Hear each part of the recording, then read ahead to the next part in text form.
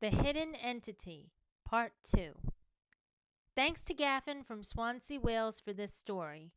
You can also read Gaffin's other stories, Adventures with Ghosts, Haunted Roads in South Wales, and The Hidden Entity Part 1. Thinking that the incident with whatever negative energy that was in the house was over, Gaffin and Angela brought the kids back home. A few days later, the youngest child was doing a craft while watching TV, when suddenly the sellotape went missing. The family searched all over the living room, only for the tape to mysteriously turn up in the refrigerator hours later.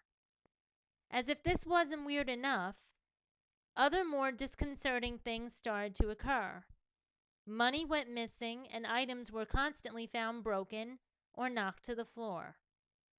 When the family started arguing over these events, Gaffin responded that it wanted them to turn against each other.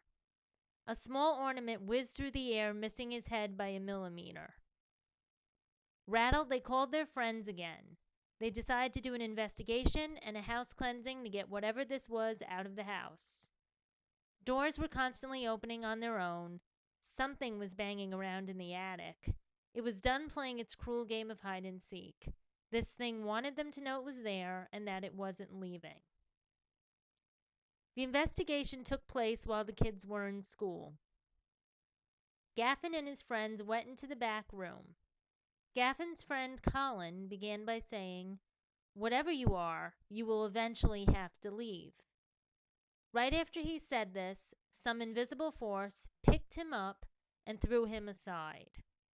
Even though they were terrified, the group knew that they still had to confront this negative force. Whatever it was, left the bedroom and proceeded to follow them about the house. The extreme rage and negativity emanating from this being only subsided enough to give it a chance to replenish its energy. It was clear that they weren't going to be able to stay there, so Angela started packing while Gaffin and their friends continued the investigation. The phone rang. When Angela went to answer it, there was a high-pitched ringing so that neither her or the caller could hear each other. It turned out that it was her mother calling to tell them to leave the house and to come and stay with her until they could find another place to live. Suddenly, Gaffin felt like he was about to have a headache. He remembered being held up by his friends, his partner crying and shouting, "Leave him alone," but she wasn't actually yelling at him. Afterward, he was told that he started growling at Angela and his friends to get out. The next thing Gaffin knew, they were at Angela's mother's house.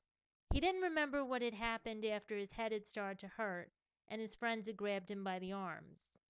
They decided to move out of that house as fast as possible.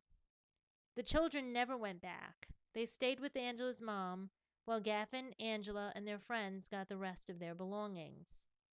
Even then, the entity kept up its presence, half opening and closing the doors to make sure they knew that it didn't want them there.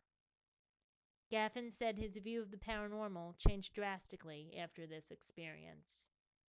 Hi everybody! Thanks for watching the video. If you like what you see, please click subscribe if you want to see more of them. Also, you can follow me on Facebook or Twitter. Twitter is at Tara Teresa Hill, and Facebook would be facebook.com Tara Teresa Hill. That's where I post my weekly ghost post and also other things about ghosts and hauntings I find on the internet that I think you might like. When you go to ghostpost.co, that's the official website for the Ghost Post. We have our official mascot, Spook. We now have these awesome t-shirts and really cool mugs available at our Cafe Press if you want to check that out. You know what they say, you always have time for a good ghost story and a good cup of coffee or tea, whichever you prefer. Thanks again for watching and have a great day.